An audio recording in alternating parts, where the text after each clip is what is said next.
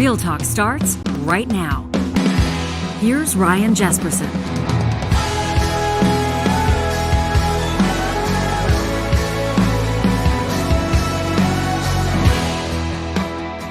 It's Monday, July 25th, and thanks for hanging out with us here on Real Talk, whether you're getting us on the podcast, on YouTube, whether you're streaming live on the Mixlr audio streaming app.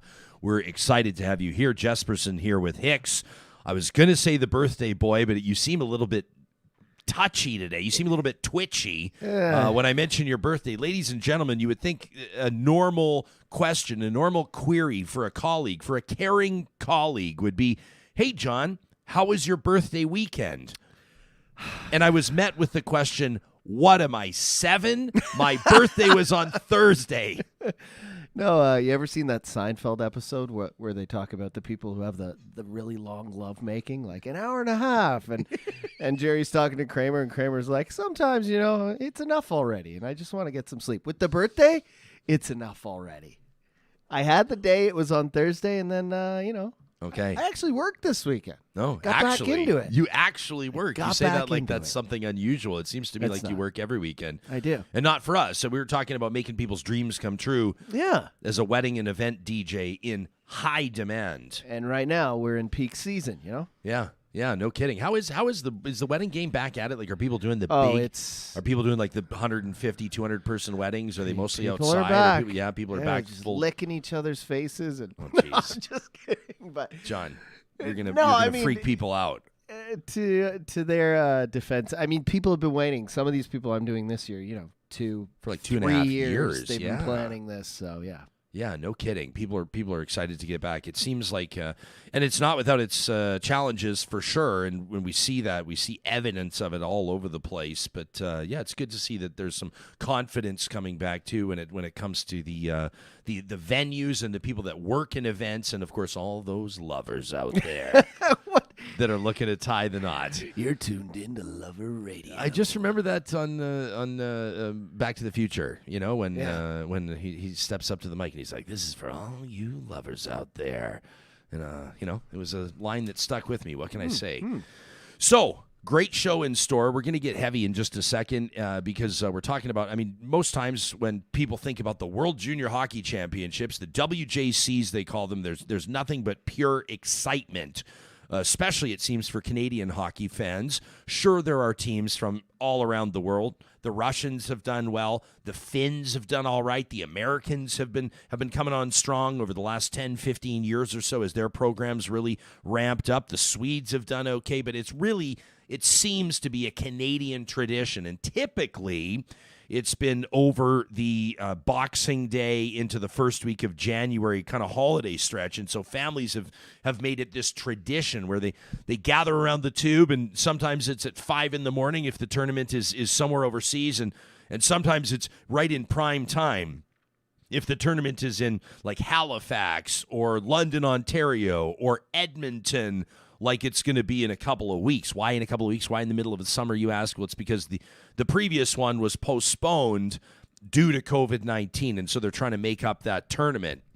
If you haven't heard, and chances are you have, Hockey Canada's been rocked over the last couple of weeks by allegations that at least 2 of its national teams, these are players under 20 years of age. So these are typically the Team Canada that represents our country at the WJCs. These are the next stars of the National Hockey League. These are typically young men on the precipice or the entry point of their National Hockey League journey. Not all of them make it, but many of them do. And it's been a source of national pride, which is why I think millions of people are disgusted, rocked, aghast, shocked, maybe, or maybe not, by allegations that players from the 2003 team and the 2018 team allegedly, on 2 different occasions, obviously we're talking about 2 different teams, sexually assaulted women, and under circumstances obviously horrific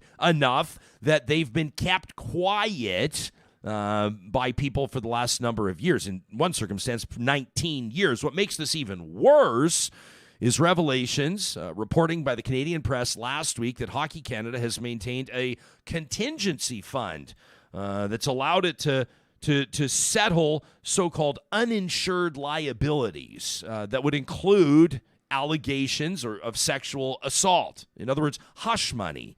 And where does this money come from? Well, Hockey Canada's money comes, some of it from tournaments like the World Junior, and a lot of it from registration fees from minor hockey. So chances are, and I don't think I'm being outrageous in suggesting this, if your kid played minor hockey or plays minor hockey, a portion of your fees may have gone to the more than $3 million that have allegedly been paid out to a complainant that's now involved in this 2018, what do I call it? Circumstance? What's the appropriate word for it? I know our first guest today will find the right word for it. Ken Campbell's going to join us. I've been reading Ken's work for, I don't know, my adult life. He's easily one of Canada's most well-known hockey writers, and he's launched just recently a Substack. This is where a lot of writers are going now, a Substack called Hockey Unfiltered, where you can subscribe to his writing there. Ken's going to give us his thoughts on this, and I'm going to ask Charles Adler about it later in the show as well. Of course, the Pope is also in our home city right now. It's a little bit, as I wrote in our Real Talk Sunday message, if you subscribe to it, it's free, obviously. You can find it at ryanjesperson.com. Just scroll to the bottom of the page. Every Sunday, late night, we send you out an update. Here's what's coming up this next week. I picture many of you opening it up on Monday morning as you get your week started. Here are the guests, or some of the guests that are coming up this week, and here are some of the must-sees or the must-listens from the week that was. And, of course, reference the fact that it's a little unusual right now in our home city with big parts of the downtown either closed down or being patrolled heavily by city police, RCMP, and other security details. There's been some reporting from a good friend of this show, Brandy Morin, the journalist that joined us mid-last week, that a lot of the homeless population, or the so-called transient population that typically occupies in Edmonton's downtown core, the area where one of the Catholic churches are, where the Pope's visiting, has been essentially cleaned out. You know, that the homeless folks have been shuffled away out of the eye of the Pope, and Brandy's taken issue with that. You can pay attention to her excellent reporting. She's on Twitter at Songstress28, and she's reporting, I believe, for Al Jazeera English. You know, Brandy's always doing a ton of reporting for different outlets. I wouldn't be surprised to see her reporting popping up elsewhere as well. But if you're looking for some context, some lead up to this visit, we saw some of the imagery of the Pope landing in Edmonton, being greeted by Indigenous leaders, including Grand Chief, the Grand Chief of the Confederacy of Treaty 6, George Archon Jr., joined us last week in an interview you've really got to see. He said, listen, if the Pope wants to come here, and I appreciated his perspective on this, he says, if the Pope wants to come here and walk with us, he says, this is a good first step. And he talked about what the next steps would look like in a partnership-type relationship, endeavoring to get to that point of reconciliation. And that was just part of our coverage last week. If you missed it, you can check out anywhere you get your podcasts, and, of course, through the Real Talk YouTube archive, our conversations with, as mentioned, the Grand Chief, with Chief Tony Alexis, with journalist Brandy Morin, and then a Friday show that we were really, really happy with. It put some issues on our radar, some perspectives that I think are important to be heard. Dr. Matthew Wildcat joined us from Ermineskin Cree Nation. He's grown up in an area where the Pope is going to be rolling through today. And then Dr. Crystal Gale Fraser and Dr. Sean Flynn from St. Joseph's College also joined us with a back and forth of Indigenous and Catholic perspectives. That was on Friday's show. If you didn't catch it, I recommend it. A lot of people are talking about the Pope's visit, obviously, this week. It's a big deal when the Pope visits any nation. Everybody's suggesting this will probably be one of his last international journeys. You can see it's obvious. He's older. They're pushing him around in a wheelchair. But the significance of this to survivors is big.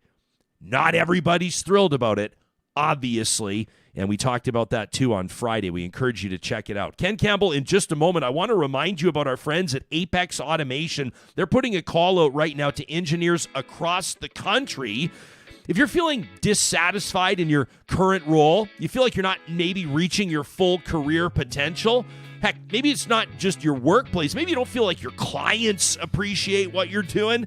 Apex Automation is providing intuitive, fully autonomous solutions to industry, and they're giving people back their time. So whether you're a client of Apex or whether you're part of their team, you value people. You value the team that can achieve great things together. The bonus, flexible hours, professional development opportunities, and a fantastic corporate culture. I wouldn't say that if I hadn't hosted their Christmas party and seen it firsthand. You can learn more about working for Apex today at apexautomation.ca. Also, a big shout out to our friends at St. Albert and Sherwood Dodge. You know, over the weekend, it's a busy time for them because more and more people are looking to find that perfect fit when it comes to their ride, their family's ride. For some of you, we know you got to get bigger. Maybe there's been a new arrival in the family. Maybe you just got a trailer and you can't wait to take the kids out camping. For others, it's the fact that gas is $2 a liter and you don't need the V8 Hemi anymore. Maybe you're looking to downsize to something more fuel efficient. Maybe you've heard about that new electric Jeep Wrangler, the 4xE. You'll find the best selection in Western Canada at St. Albert and Sherwood Dodge. They're really proud of their service department, too. They've built their business on relationships. No surprise to see so much return business there. And our friends at Park Power want to remind you, if you get a cold call about an electricity rebate program, if something stinks about it, there's probably a scam artist that's trying to dig into your pocket. You can check out their blog at parkpower.ca. Just scroll down on the main page and you'll see what they're talking about with regards to these phishing scams related to the Government of Alberta's electricity rebate program. While you're on their website, you can compare rates on internet, electricity, and natural gas as well. The promo code 2022-RealTalk knocks $70 off your first bill from Park Power at parkpower.ca. Our leadoff guest this week is, quite frankly, one of my favorite hockey writers. He's always said what he thought, sometimes raising the ire of hockey fans. He hasn't really cared about it. He's focused on an issue and got to the heart of it, and I think that's why so many people are subscribing to his new project. It's a Substack, Hockey Unfiltered, with Ken Campbell. Ken, kind enough to join us on this Monday morning. Thanks for making time for us, and welcome to Real Talk. Ken, can you hear me? Johnny, maybe just make sure that Ken can hear me. It seems to be good. Ken, can you hear me? No, it doesn't appear as though he's able to hear me. So we'll get this figured out. And Ken, can you hear me now? I can hear you perfectly. Hey, welcome. Thanks for making time for us today. I was just mentioning to folks that this relatively new project of yours, Hockey Unfiltered, this Substack project, is where I've been reading up on your takes on these obviously hugely troubling stories involving players, teams from Hockey Canada, in particular from 2003 and 2018. How do you put this into words, the magnitude of these allegations and the impact they're having on essentially the biggest organizing, governing body in Canada when it comes to our nation's favorite sport? Well, I think it's definitely a time of reckoning. I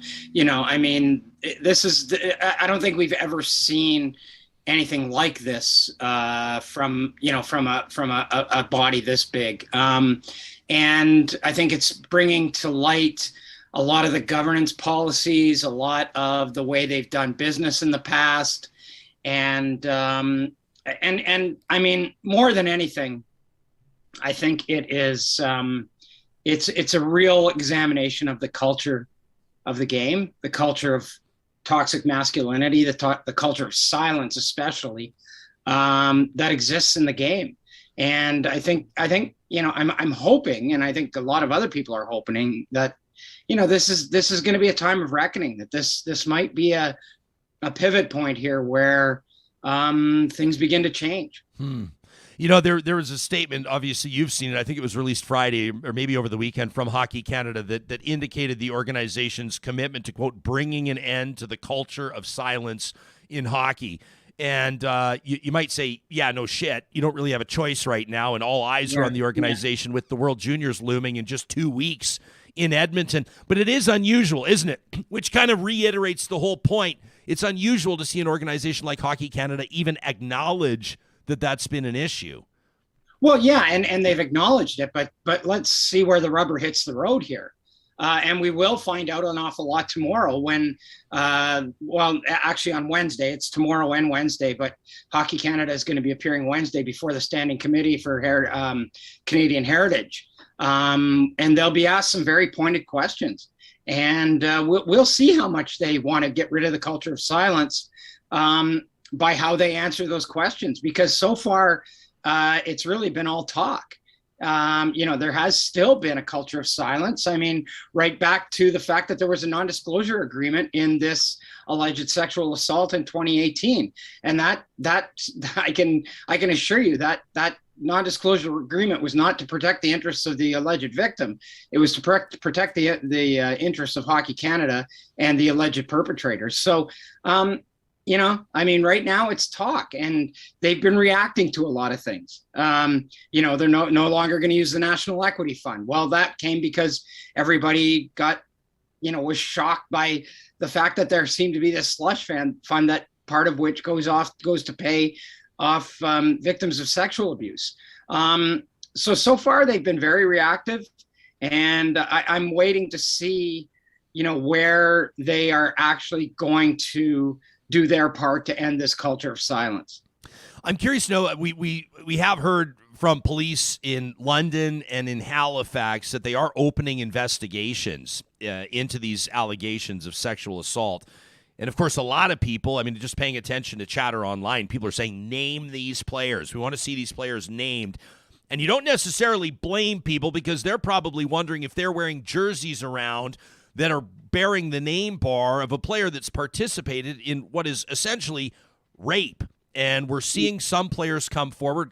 Carlo Koliakovo is one example. I saw Scotty Upshaw, another example. These are well-known players for anybody that follows hockey, saying they were on the 2003 team. They're saying, I didn't know about it. It wasn't me. I welcome an investigation. The more players that come forward to clear their own names, people are knocking those names off the list. Everybody's trying to figure out who these players are. What do you think is the right approach to this? Well, I did much of the same thing. I reached out right at the beginning to the agents of every player that was on that 2018 team, and I asked 3 questions. Number 1, had they cooperated with the investigation? Number 2, if so, what was discussed? And number 3, my third question was whether or not they wanted to put anything on the record. I reached out to 22 players, and I think five agents got back to me.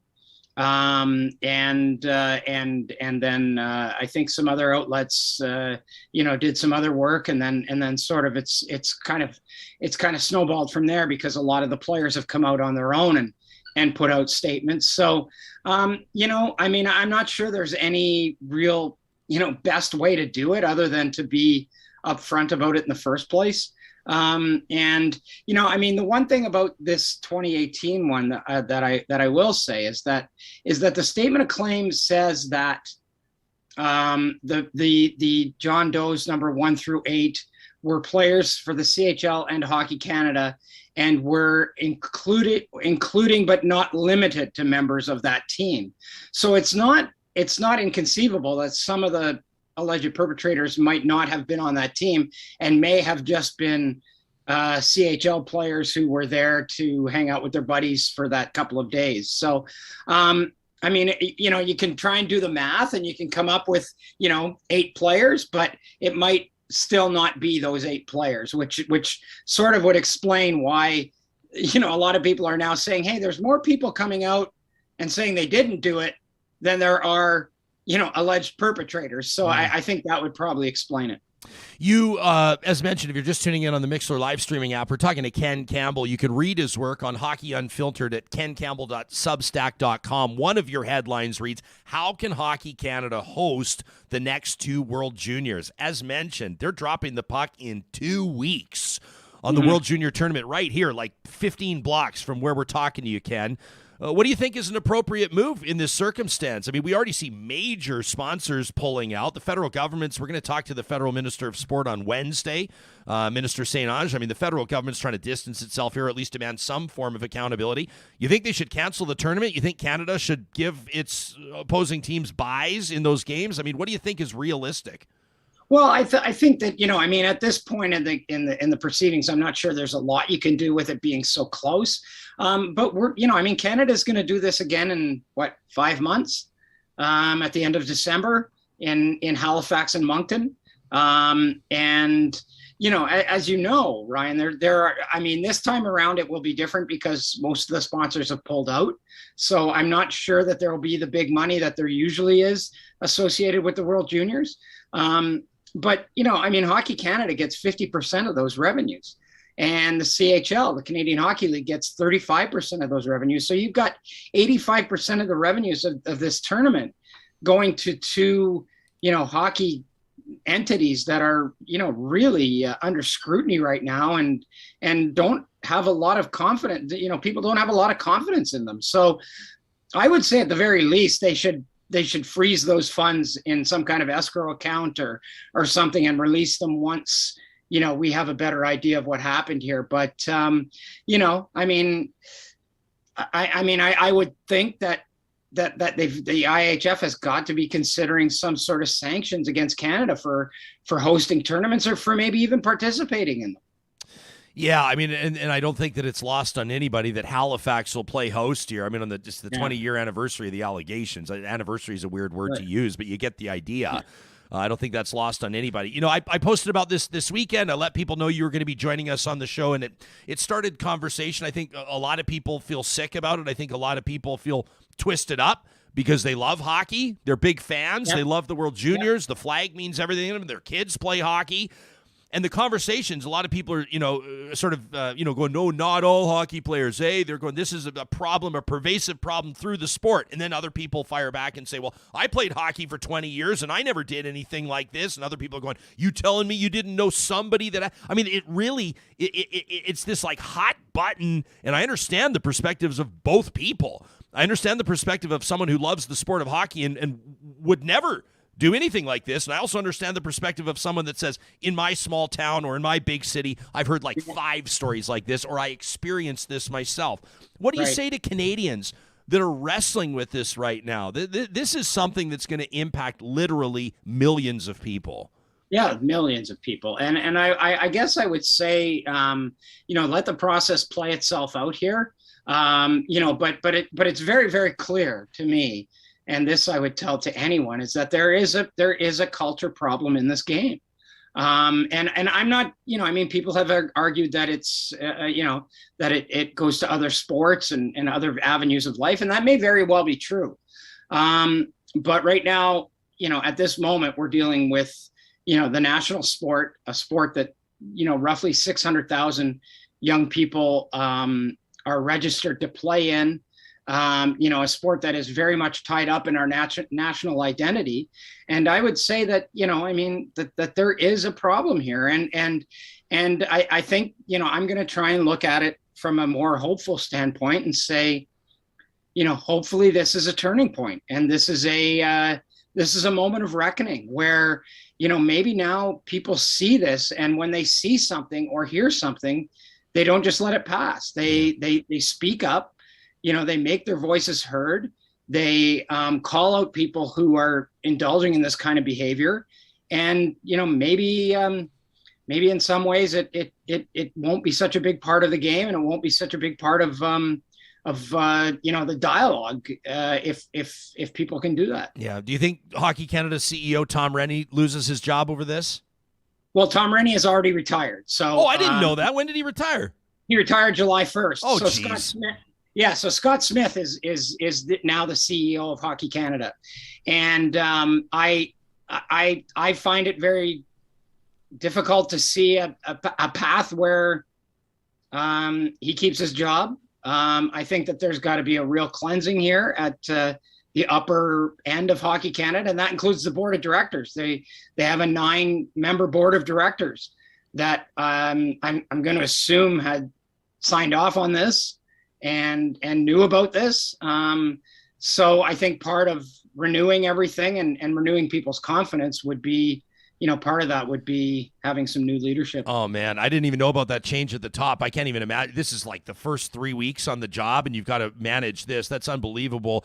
Ken, in closing, sure appreciate your time. I've read your writing over the years, and you've written about everything from minor hockey all the way up to the legends. And I know right now that there's parents and there's coaches that are going to wonder, what can they do? Like, we can all play a role. We all must play a role in this. It is our responsibility. So just a couple thoughts on what that means for coaches in minor hockey, for parents of minor hockey players. Some of the stuff might be obvious. Some of it might not. Well, I think again, it goes back to, like, to me, and I've written this, and I've said it, and I've reiterated it many, many times. A lot of this goes back to the culture of silence that exists in the game, and that has to end. And so if I'm a parent, a coach, a player, an administrator, someone who's got a vested interest in hockey, then I want to end that. I mean, I would say that would be the best way, because these stories and these incidents and these things, they fester and they thrive in the dark. And we're seeing now that once you bring them out into the light, it can be a very, very powerful thing. So I would say, right down to anything that you see. And it doesn't even have to be sexual assault. It can be verbal abuse. It can be any other sort of thing. If you see something, say something and do something about it. Sure appreciate you making time for us, Ken. We'll continue to read your great work at kencampbell.substack.com. It's Hockey Unfiltered with Ken Campbell. Have a great week. You too, Ryan. Thank you. Yeah, you bet. You can also follow Ken, of course, on Twitter at Ken_Campbell27. We link to the Twitter handles of all of our guests as best we can every morning from our official account at Real Talk RJ. Also wanted you to know, by the way, you can follow Real Talk now on Instagram and TikTok with those same handles at Real Talk RJ. Man, this is one that I know millions of people are wrestling with. I see the comments in our live chat on YouTube. I don't blame people for how they're feeling about this.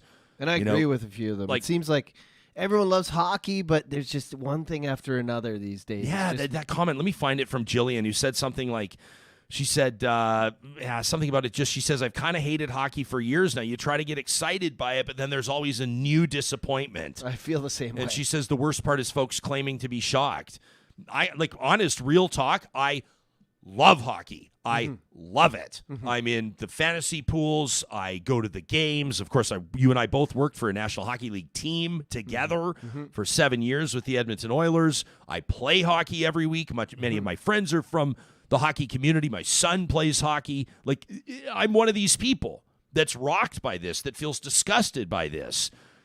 I am not one of the people that will say that I'm surprised. I mean, yeah. I'm not going to say, you don't go, there's a horrific. And by the way, I understand that these conversations, I probably should have said this at the beginning, these are very difficult conversations for people. We want you to know that there are resources available. Locally, the Sexual Assault Center of Edmonton, of course, there are sexual assault resources available across the country. If you just Google it, 24 hours a day. Survivors of sexual violence, this is a very difficult conversation for them.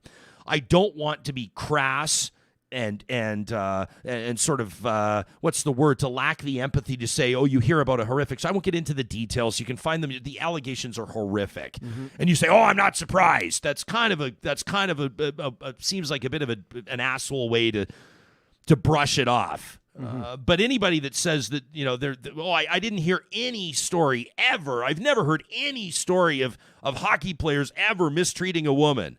I've never heard any stories ever of players in junior, taking advantage of somebody or maybe abusing their status in the high school or in college or what have you. Now, I'm sure that some of my friends that have played pro or semi-pro or major junior are going to sit there and go, really, man? Really? Well, you putting that well, hey, I'm not saying that an individual person did it, but how do we not collectively look at this and take some ownership of it? How do we not collectively look at this and suggest that there's a real problem? Do we think that young men get to a point where they're 18 or 19 years of age and they make the World Junior team and then all of a sudden this behavior seems permissible?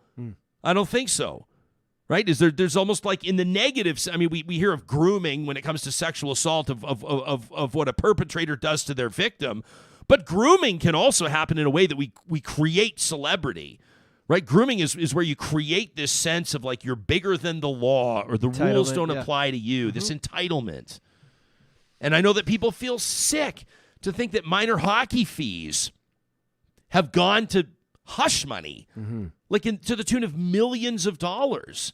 And how do you feel if your little guy or your little girl's playing hockey, lacing up their skates at 5 years old, and some of those fees are going to hush money? How do people not puke over this? I saw another comment I really appreciated from Corey, who says Hockey Canada needs to be held accountable for this. If that means we go without Canadian junior hockey for a while, so be it. We need to seriously look at this stuff. Mark's watching. These are men making these comments. Mark says maybe it's not a hockey issue. Maybe it's a male issue. And Mark's probably onto something there. Like, do football players, do baseball players, do wrestlers get a pass? Rock stars, film stars, CEOs, the Me Too movement. I don't know. I mean, we could probably talk about this. Maybe we should talk about this for hours and hours and days and weeks and months. Jill follows up and says, parents, teach your sons consent. This is great. Jill's a teacher, by the way. We know she's been on the show before. She says, monitor how you talk about women and girls in front of your boys. And while we're at it, how do the boys on ice treat female players? It starts very young. I appreciate your comments. Michelle says, when on-ice performance is the only thing we end up raising entitled little monsters with God complexes. Not one woman, says Michelle, not one woman who grew up in a so-called hockey town is shocked by any of this. Karen says, locker room comments about women when nobody steps in to shut it down. That's one place where it starts. I'm not going to try to, strain my back by stretching here, but, what's the most prominent example ever of somebody dismissing a concern based on the culture of sport, right? Donald Trump on the bus with Billy Bush, a hot mic, didn't know it, right? You can do anything, what do you say, when you're powerful or when you're rich or something? You can do anything you want with women. You can do anything you want. And then that line, right? You can grab them by that line.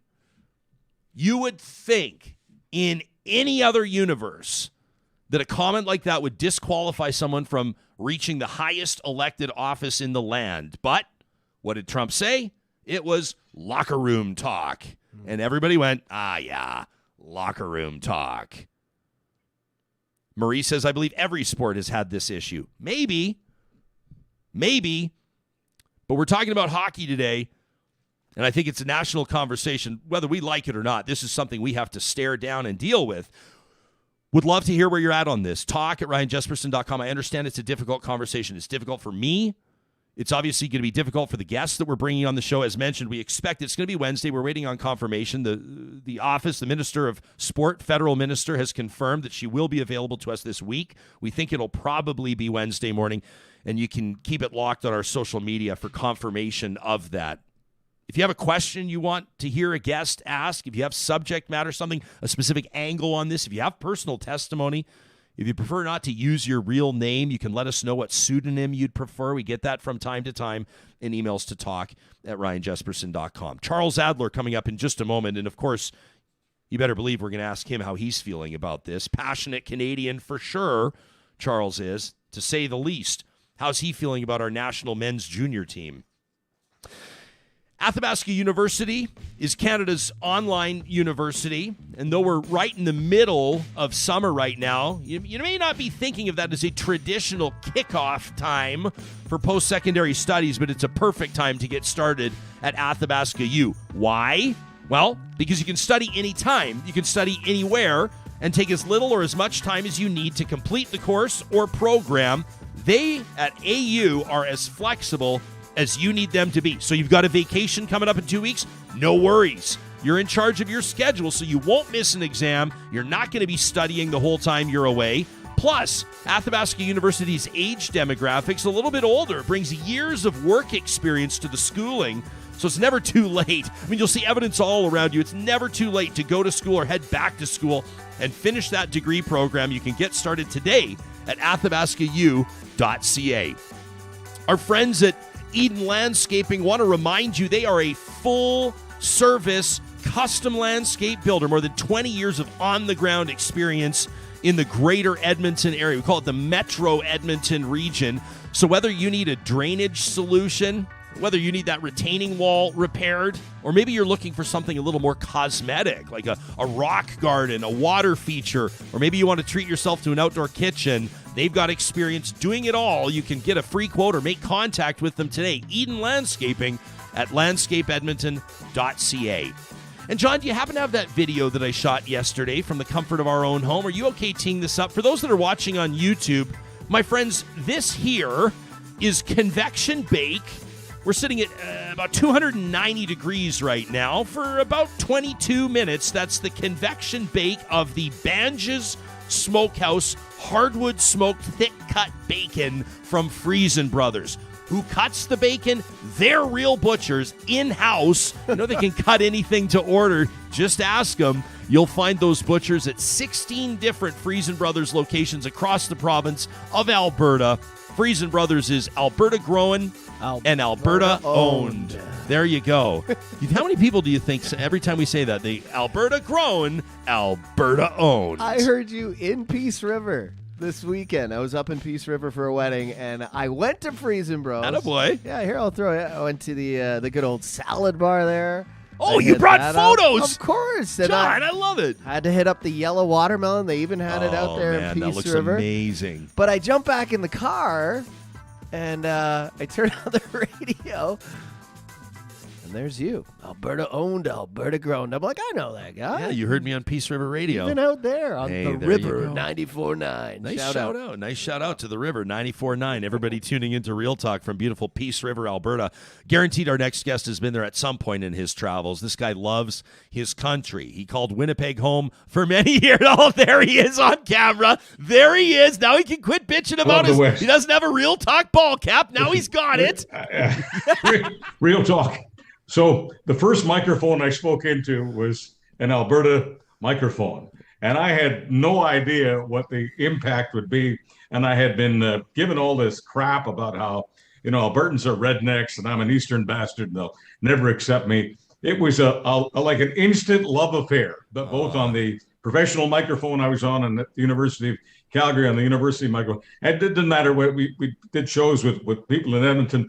Everywhere I went in Alberta was anything but redneck in the sense of, negative reaction to this guy from Montreal. So I fell in love with radio in Alberta. And so it's and I went back to Alberta I've had 3 different lives in Alberta. So it's been wonderful. But here's the thing that I want to say about the piece that you just ran about the peace and the party and the peace.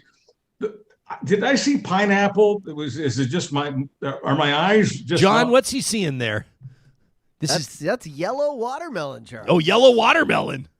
Okay, my apologies. I thought I saw pineapple, and I just thought, in the interest of accuracy, because I am part journalist, that in the interest of accuracy, if there was pineapple there, we shouldn't snow the folks and suggest that the pineapples are grown in Alberta. Yes. No.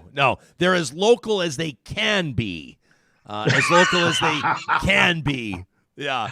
Hey, Chuck, this is like a gut-wrenching, really brutal story, and there had been rumblings. People were saying that they had heard rumors that there was, quote, something really bad about the 2003 World Junior Hockey team, and allegations have now since surfaced with some really horrific details of a sexual assault that allegedly took place.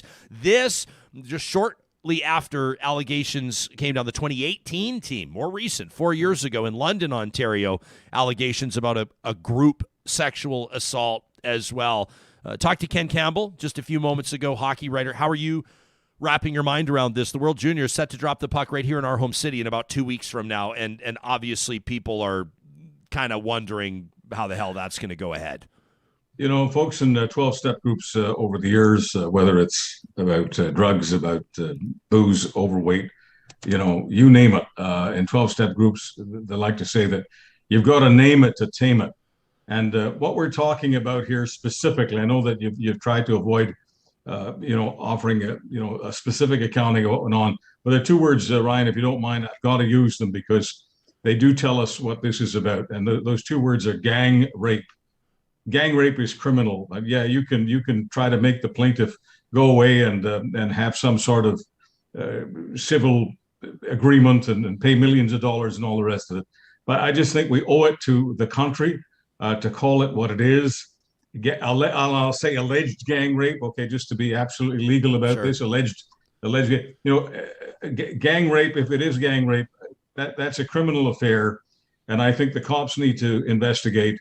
And I don't care whether it's 2003 or 2013 or 2018 or whatever it is. I don't care if it's 1918.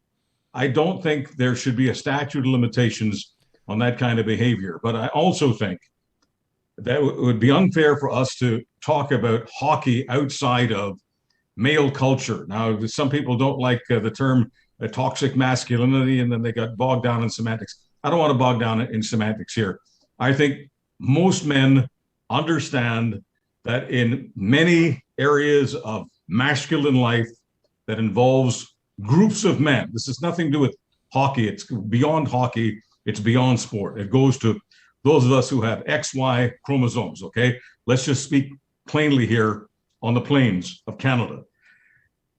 Many men have either witnessed or participated in initiation exercises when they were very young men, and it involved, have to call it what it is, assaulting women. And many women that we could talk to right now, anywhere in this country, many, not some, many will tell us that their very first exposure to sex was an assault. So this isn't, Chuck the feminist, Chuck the feminist activist. No, this is just Chuck, you're the guy next door who happens to be the luckiest guy in Canada, because for whatever reason I've established this wonderful connection with people in Western Canada and other parts of Canada and other parts of the States. I've just been very, very fortunate to have people tell me the truth, very often the uncomfortable, shameful truth. So I'm not trying to let hockey off the hook here. That's not the point at all. I just don't think that I want to let my fellow guys with XY chromosomes off the hook. Yeah, audience member watching now live EF says what's missing is respect. It's taught, but it can't be pushed enough into the minds of our children and our adults. And I think that there's this, I guess in my observations around this and how it's impacting people, what I'm really doing is just kind of providing personal testimony. I'm talking about how I'm feeling about it. And you're appalled and you're disgusted and you're angry.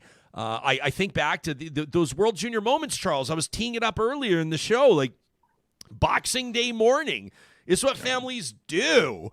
There's bacon on, and they're making pancakes, and the Christmas tree's still up in a lot of houses, and on goes the World Juniors game, and then into January, if you get lucky enough, and the team plays for the gold medal, and they win it, and then all the players are there, and their buckets are off, and they're standing on the blue line, and their hands are on their hearts, and they've got those hilarious like late teen, early young adulthood singing voices, but they don't care, and they're belting out "O Canada," and everybody's happy. And then now we're finding out that like 6 or 8 of them or more or less, and at least in 03 and 18 allegedly, and maybe or even probably in other years, that these guys are also, to say it, raping people. Like, I don't know how to reconcile that. And I posted about it over the weekend, and a lot of the responses to that were people saying, what can we do? What should we do? And there was notable pushback from other people saying, listen, I've been a hockey fan. I've played hockey for years, and I'm just as appalled as this, and this is not all hockey players. And that's also started its own spin-off conversation. I think you've addressed that already. But what do you say to the people like me? I mean, I've got a 6-year-old that plays hockey and loves it. It's got to start in the room. It's got to start in the home. It's got to start young with all of us. Look, I sometimes call you my my radio progeny, and I'll call you my podcasting progeny, because I consider you an heir to so much of what I do, and to so much of the audience that has been so kind to me over the years. So if you don't mind, I'm not trying to be patronizing, but I talk to you sometimes the way I would talk to my son, and the way I think that you would talk to your son. And I think we owe our sons the absolute truth here, that many men, obviously many women, but many, we're talking guys now, about our own gender.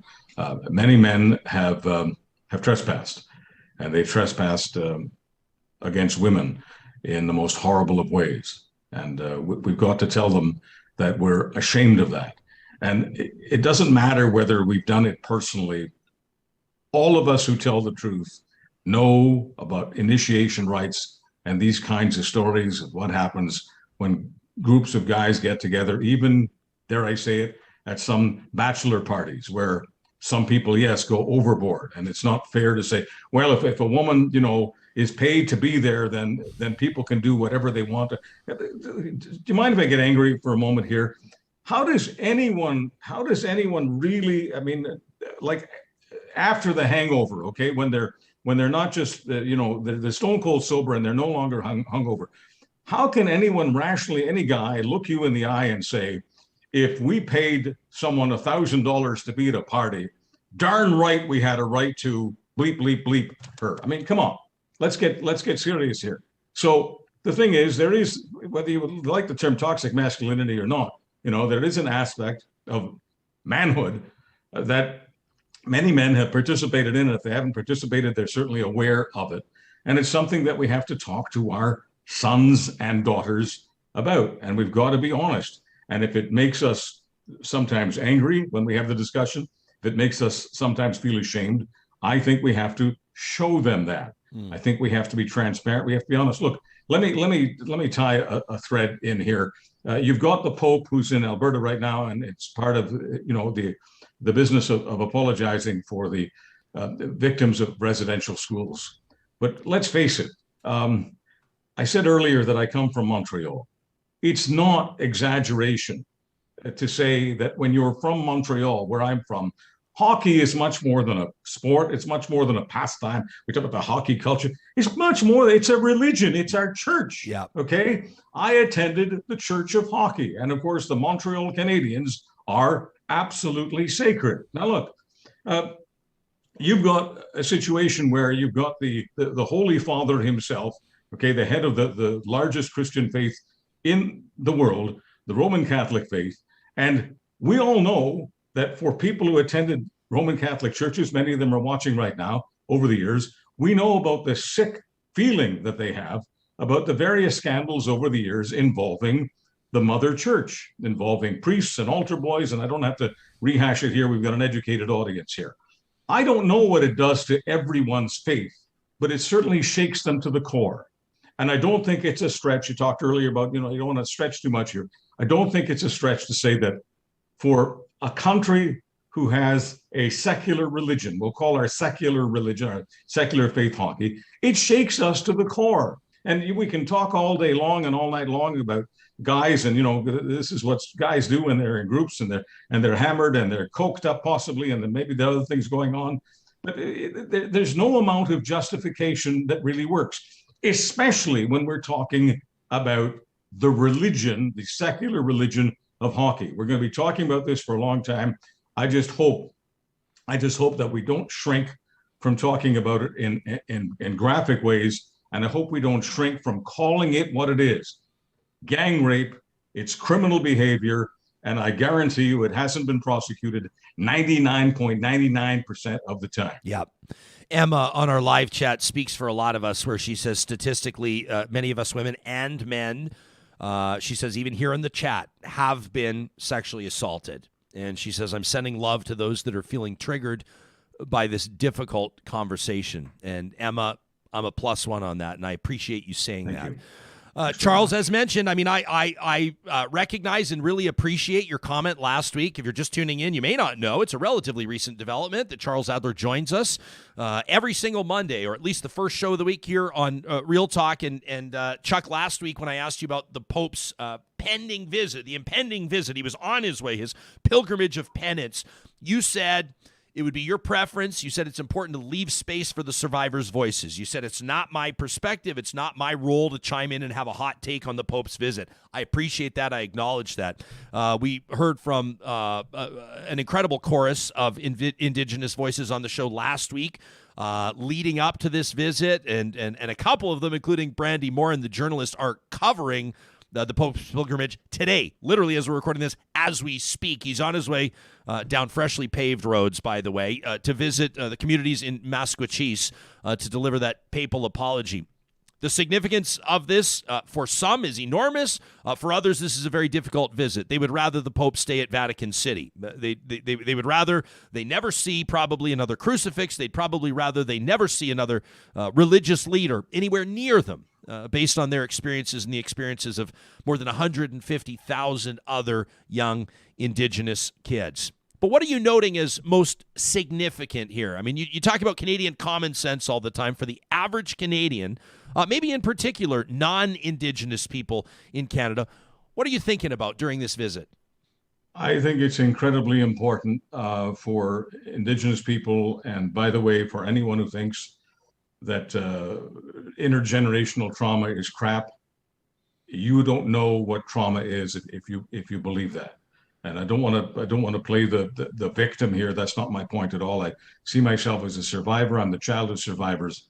And yes, the PTSD that my parents and other members of my extended family suffered, it has been passed on to generations. We all try to deal with it in different ways. It's possible that one of the ways I deal with it is to be a talk show host, a writer, a commentator, and someone who tends to focus on the more serious side of life. I don't know that for a fact. I'm just saying it's entirely possible that that's one of the ways that I deal with this in discussing these subjects and hoping that we can make some progress. But I think it's really, really important in Alberta for the sons and daughters, grandsons and granddaughters of those people who were involved in the residential school life. And these children, these adult children, are suffering intergenerational trauma. There's zero doubt about that. It's important for them to speak truth, their truth to power. It is very important to speak their truth to the Pope. And I do appreciate the Pope Francis. I really appreciate and realize that a lot of this is tied up in legal business and diplomatic business, and the Vatican's a country. I get all of that. I get it. But it's really important that he be here in Canada, and I welcome him to Canada. And I'm just very, very glad that this moment is happening. But I just don't think we should ever avoid the most important aspect of this moment. And the most important aspect is for the children, the adult children suffering intergenerational trauma, to have their moment with the Mother Church. Before I let you go, Chuck, obviously pay attention to your commentary on social media. You know, more than 60,000 people follow you on Twitter at Charles Adler. And I couldn't help but notice you've really honed in on the leadership race for the individual that will become Alberta's next premier. And you know, statistically, some of the polling shows, some of the anecdotal evidence points to the theory that may be our former radio colleague, Danielle Smith. And you really dug into not televised, but a broadcast, a streamed conversation that she hosted. She's a former radio host herself, former newspaper columnist herself, talking to a naturopath. Now, we had Danielle on the show coming up on 2 weeks ago, and she spoke about this health allowance, this personal health allowance that she's proposing that would give every Albertan, young and old, $300 a year to spend on whatever health treatment they like. And I've actually had some interesting conversations with public healthcare advocates, a couple high-profile ones in particular. I'm working on getting them on the show, so I'm not going to spoil it, but they've said they actually don't hate the idea. They don't hate the idea. A lot of people don't have health spending accounts with their work, but they don't think it's going to help the system. They don't think it's going to ease pressure on the system. And shortly after announcing this idea, this platform, if you will, about this health spending allowance, Danielle Smith interviews a naturopath. And it's being called Quackery by some pretty prominent voices, including Dr. Timothy Caulfield, University of Alberta law and health law professor, the author of Is Gwyneth Paltrow Wrong About Everything? And I noticed you dug into it as well. I want to get your thoughts, but first, here's a portion. Here's just a little snippet. It's only about 20 seconds of Danielle Smith talking to this naturopath specifically about cancer. Have a listen. Absolutely. Once you've arrived and got stage 4 cancer and there's radiation and surgery and chemotherapy, that's an incredibly expensive intervention, not just for the system, but also expensive in the toll it takes on the body. But when you think about everything that built up before you got to stage 4 and that diagnosis, that's completely within your control. And there's something that you can do about that that is different. All right, that clip courtesy of the Breakdown Alberta pod. Your thoughts on that? You dug into that one in particular. Yeah, I clearly wasn't crazy about Danielle Smith's quackery on the Constitution, Sovereignty Act, etc. And clearly I wasn't crazy about Danielle Smith's quackery on the Theo Fleury business, Theo Fleury saying that COVID's a hoax. Okay, fine. This one, maybe it's because I've got people in my life, like my own mother, who's a cancer survivor, and so many listeners. I'm talking about hundreds of thousands over the years who have contacted me. I don't know of anybody alive who doesn't have cancer somewhere in them or inside their family. And for someone who wants to be the CEO of the government of Alberta, where the number one task, as far as I'm concerned, for any provincial leader is healthcare. Healthcare is a provincial responsibility. People can argue with me about, well, finance is more important or public safety is more. Oh, I get all of that. Health is important, and cancer is important, and showing empathy for people with cancer is important. Can you please tell me, Ryan, how much empathy is being shown here by someone who's very likely to be the next CEO of the government of Alberta? How much empathy is shown here when she says, and you can run the clip again, because I don't want people to say I've taken something out of context, when she says that the first 3 stages of cancer are totally under our control. It's not a leap to say you're blaming cancer patients for having cancer, or you're denying that genetics is an incredibly important area of what drives the bus on cancer. That the first 3 are under, and the only people I know in my life who've ever said anything as quacky, I got to call it that, it's quackery, are people who do believe that you can take all sorts of lotions and potions to prevent yourself from ever having cancer. All the people who have told me that are nuts. And I don't want to say that Danielle Smith is nuts. I'm just simply saying that she's got this fetish, this proclivity, this habit of constantly having nuts on the stage, or people who say nutty things, and then her excuse is always the same. Well, Ryan, I just listen to everybody. I'm sorry. This is about judgment. This is about ethics. And you cannot tell people with cancer, or people with cancer in their families, that it's somehow their fault that they have cancer. Sorry. Once again, I'm not comfortable saying this because I know Danielle Smith, and we've had a tremendous, healthy relationship with her over the years, but I don't know what she's smoking. No, Chuck, I know. It's difficult. It's tough to tee up someone that's been a friend for a long time and say, what the fuck are you doing? What are you talking about? Yeah, thank you. But thank you for saying that. That's exactly how I felt when I saw the clip. What the fuck are you doing? Well, Lynn's watching right now, and Lynn says, I would love for her to explain to me what my husband could have done to prevent stage 4 glioblastoma. Right? Yeah. That's personal for Lynn. Right? Emma says right now, I bet every single Albertan loved somebody who died of cancer by finding out about it too late. The audacity and the insensitivity is mind-blowing.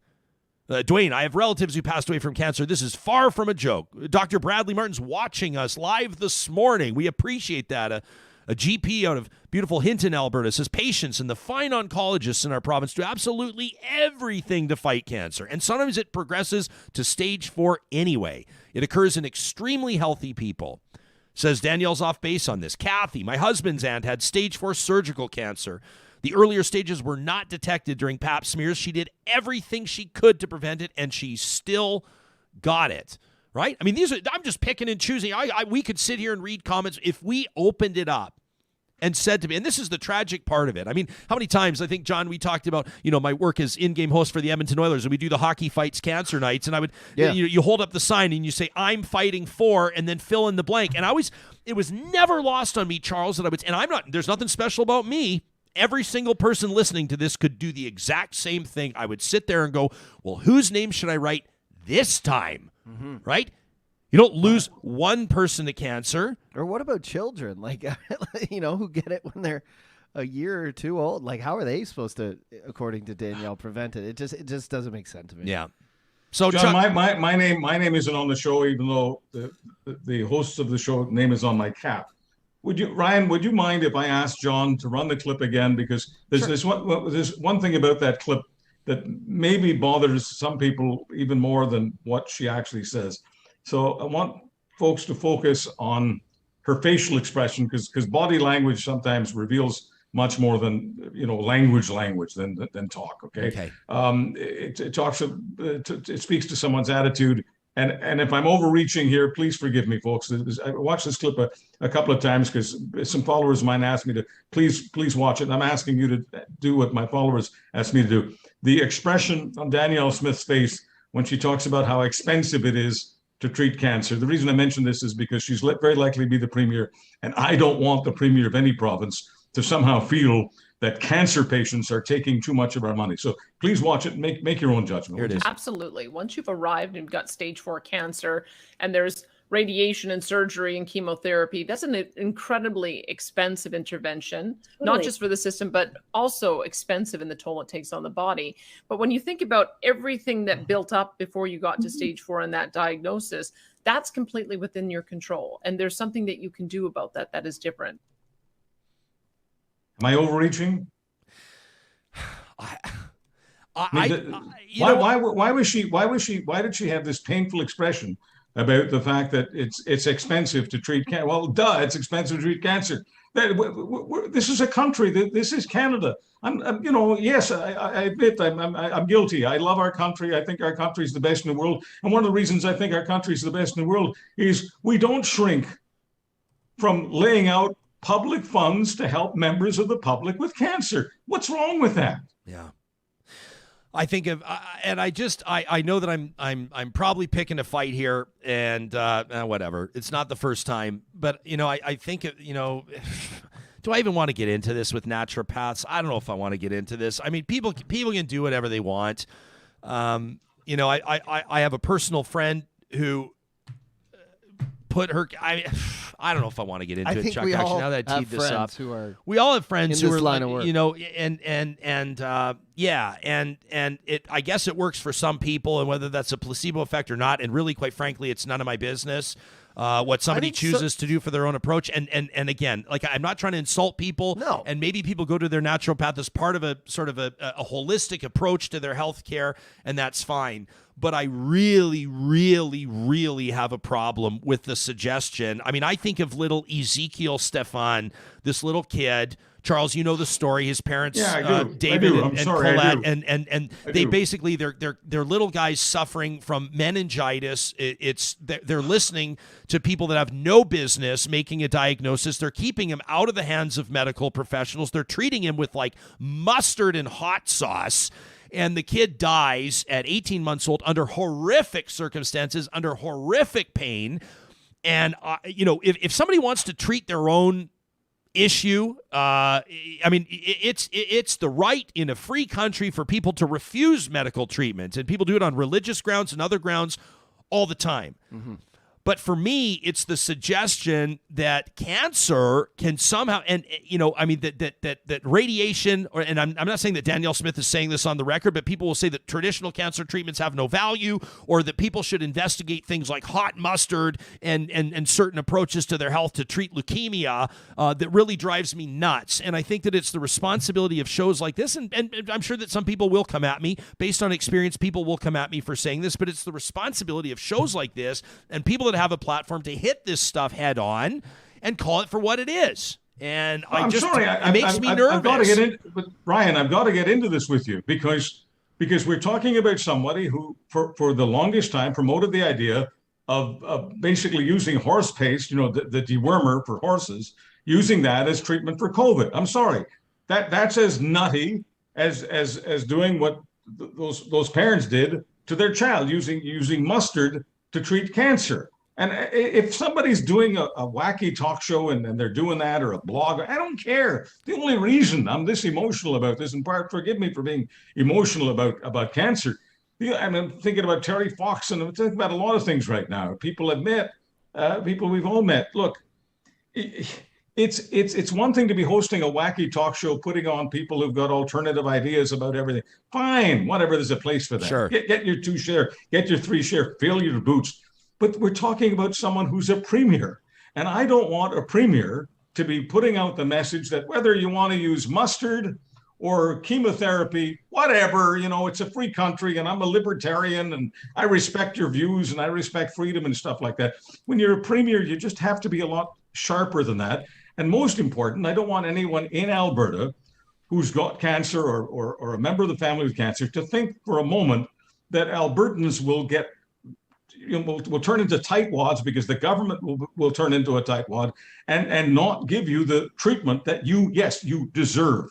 It's not about, you've earned it. No, you deserve it. You're a Canadian, you're living in Alberta. We provide the best healthcare that we possibly can, and we don't turn it into a political piece of crap. There are nicer words I can use, but this is a piece of, when I hear someone talk this way, I assume, if I didn't know who the person was, and if I didn't know what the party was, and if I didn't know what the situation, I would assume this is a person who's got, I talk about the Radio 2 share, someone who's got 2 or 3% of the public for them. Who cares? That person will never have any power. Whatever, go, once again, fill your boots. But we're talking about someone who's on the porch of being a very, very powerful person, especially in that area. Yeah. So I'm hoping that maybe she elaborates on this. I'm hoping she clarifies the position. I would love to be in a position where I say, you know what, I completely misread this, and I apologize to Danielle Smith. I would love to be in that position. But at the moment, it's very painful to look at this. Charles Adler is an Emmy Award-winning talk host, a recipient of the RTDNA Lifetime Achievement Award. He joins us here live on the show every Monday. We'll talk to you in a week. Thanks a lot. I appreciate this comment from Luke on our live chat. He says, it's one thing to advocate for more preventative health measures, but what she's saying is asinine. Yeah. And that's where I'm getting kind of caught up in this, right? That's what I wanted to reiterate, because I do have a lot of people, in the vegan lifestyle. We both I meet do. a lot of these people, holistic healers, people who, and a lot of that stuff is great for preventative, right? A lot of that stuff like eating well, Of course. exercising, doing yoga, meditating, connecting with your spouse and All your family positive, to all positive. increase your happiness and your well-being. But at some point, medical professionals have got to get involved when you're talking about dire situations like this. I think about Steve McQueen, the actor in 1980 from The Great Escape, who the same thing, all the money in the world was told these things by, kind of these holistic healers, went down to Mexico, spent millions of dollars on this, new wave therapy and died away from his family down in another country, because people follow these things and, I would rather follow a doctor at that point. Me and my wife went through the same thing. Her mother passed away from cancer, and it was her second time getting it. So these things can go away. They can come back. Like, there's so many variables, and they're not like eating green stuff and and meditating, right? That's not going to save you. I never want to take for granted that you're willing to have these conversations you weren't necessarily hired to like go on the record and have takes on some of the most controversial or combustible subject matter. I just want to take this moment. It's just a John Hicks appreciation moment. I'm serious, man. But no, we had that moment too when my wife's mom was going through cancer, where we would have done anything. We would have taken any route. Of course. We would have paid any price. We would have listened to anyone if they could have just said, "We can save it. We can help it. We can make it go away." I lost one of my best friends from high school just a couple of years ago to an aggressive brain tumor that just wouldn't go away. And it was over a series of about 10 years. And they tried everything. And when it got to the point, I'll never forget the last time I had beers with him, and he just had the scars all over the side of his head, the back of his head. And he was trying everything. 2 little boys, a loving wife. Like, his little boy, when he passed, his little boy's like 6 months old, not even 6 months old. He tried everything. And when he was told that the so-called Western medicine couldn't work for him, when his oncologist, his neurosurgeon, when everybody told him that they had done everything they could, his family went down south to pursue alternative treatments because you would do anything. Literally. Of course you would do anything. Nobody would blame you for that. My concern is that somebody gets bad advice that you can also treat your cancer with this mix of lotions and potions, and they ignore the advice of their GP and their oncologist, or they don't get checked, or they ignore and that's where I dig in. I do see some value in holistic health. 100%. Like when you talk about it, yoga, meditation, and some not just supplements, stuff like of that. course. And I'm saying these instances you're talking about where people recommend mustard seed and stuff like that to treat cancer. The majority of people I know would never do that, who are involved in this industry, right? So I just want to say that as well. Like, hey, listen, we promise to keep it real. It's why we call the show Real Talk, and we appreciate in advance your feedback here. Sharon Morin's such a good friend of the show, and she's joining us on the live chat as she does every morning. She says this has been a real tough week for her. She says a lot of triggering conversations, and we recognize this. We know, back to back to back today, we're talking about sexual assault and residential schools and losing people to cancer. Like, it's a bit of a heavy lifting kind of a Monday. I'm going to brighten your spirits and make you laugh, I promise, in just a second. Unless you're a Freedom Convoy participant, you're not going to probably think this is very funny. But I think think that the 95% of the people that hear Positive Reflections today are going to be laughing so hard you're crying. That was my experience when I saw these tweets. But before we get... Oh, and by the way, I would imagine that Rachel Notley will have something to say about the assertion that Danielle Smith is going to be the next premier. I would imagine that some other people would as well, and that would include Rajan Sani and Rebecca Schultz. It would include Brian Jean and everybody else that's seeking the leadership of Alberta's United Conservative Party. Wanted to mention, we're lucky we had him on Friday. It was Friday we talked to Raj Sherman. Wasn't it Thursday or Friday of last week? Friday, Raj joined us, Dr. Sherman, an ER doc in Edmonton, former Progressive Conservative MLA, former Alberta Liberal leader, talking about how he came up with $150,000. He was getting his signatures and wanted to seek the leadership of the party. The party announcing over the weekend Dr. Raj will not be permitted to seek the leadership of the party. I asked around for some opinions. I don't think it necessarily justified a full segment this morning, but I appreciate Dr. Dwayne Bratt getting back to me, political scientist out of Calgary. You've heard him on the show before. I said, what would be the source of your great surprise? He called it. He said they're not going to let him run. He says, I'd be gobsmacked, I think was his word. He said, I'd be gobsmacked. I said, what would be the source of your biggest surprise? He says, I don't know. Like he left one of the legacy parties in shambles. I don't know if you put that square on Raj's shoulders. I wouldn't say. He said he led a competing party, the Alberta Liberals. He says he donated $4,000 to the Alberta Party last year. Although I did see a couple people fire back and say, yeah, but a lot of people took their money away from the United Conservatives over the past year. Do you really want to hold that against them? I think the Alberta Party would qualify as a small C Conservative Party, I think. And so anyway, it's all said and done. Raj Sherman not permitted to seek the leadership of the UCP. If you want to hear that interview, he was Raj being Raj, and you can find it anywhere you download your podcast, or of course you can find it on YouTube. Positive Reflections in just a second, but first, let me tell you about what our friends at Local Environmental are up to. You know, if you're listening from anywhere in the prairies, chances are they can offer service in your neck of the woods. Alberta, Saskatchewan, for more than a quarter century, they've been keeping it local, giving communities better service, better prices, and more support for local causes. It was so awesome to see them supporting our Real Talk Pond Hockey Classic. That's just one of the things. Ran into them out at the Sturgeon County Mayor's Tournament, the golf tournament I was hosting. They're out there as well, taking over Calahoo Waste, if that's your neck of the woods, by the way. Another big acquisition for Local Environmental. You can find them in Saskatchewan, too. You can check out localenvironmental.ca to find out what they could do for your business, keeping it local in water hauling, fencing, vacuum trucks, garbage and recycling collection, and more. Our friends at Kuby Energy want to remind you about this huge opportunity right now. If you've been thinking about getting solar panels up on your roof, the feds, Ottawa, just announced a $40,000 interest-free loan for homeowners to install solar and other energy efficiency measures. They can give you all the details if you visit them today. A free quote online by kubyenergy.ca.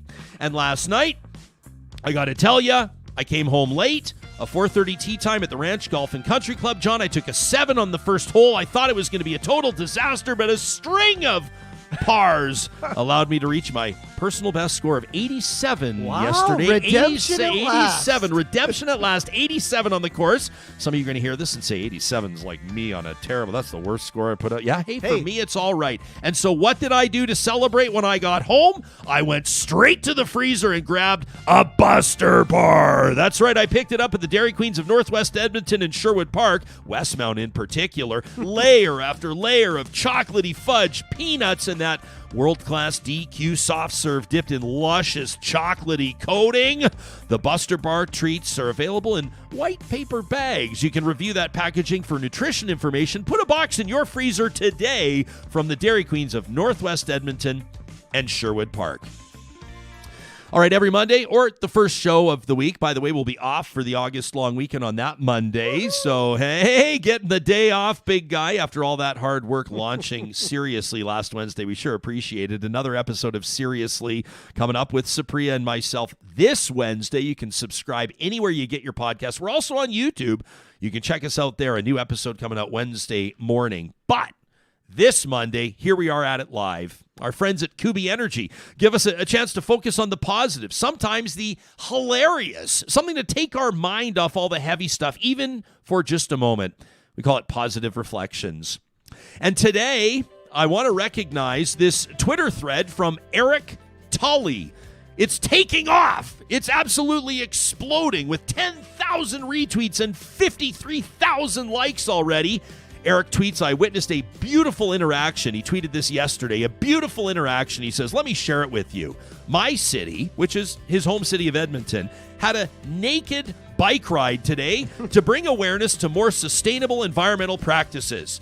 But along their naked ride, they ran into a Freedom Convoy protest, which is Canada's equivalent to Make America Great Again. He says, to my good fortune, I happened to witness what unfolded. Our brave naked cyclists with wangs and breasts waving in the summer air rode confidently into the thick of it. Well, reader, the scene that unfolded before my eyes was glorious. Pearls were clutched, horrified gasps were uttered, people turned purple in apocalyptic prudishness. Our bare-assed bicyclists rode into the crowd, dismounted, took a group photo, and then, in a truly inspiring display of body positivity and peaceful political activism, they rode away, leaving a wake of horrified and exasperated faces behind them. I tell you, reader, those people were shook to their cores today by what they saw. These people thought they could come and spread their hate and not be challenged, only to be met with a magnificent procession of unbridled nudity and positivity. This is one of the best fuck you moments I have ever witnessed in my life, so shout out to those riders in the buff for keeping hope for humanity alive. You can share that tweet yourself by retweeting Eric_Tully, or you can share our positive reflection from YouTube or the podcast. Hey, if you're championing freedom, careful what you ask for. We're back at it tomorrow. We're going to check in with a journalist that's covering the papal visit today, and Max Fawcett is going to join us. Alberta's Premier Jason Kenney wants Ottawa to step in and stop price gouging at the gas pumps. Is it really Justin Trudeau's job, or is it Jason Kenney's? We'll find out. Thanks for joining us this Monday, and we'll talk to you soon.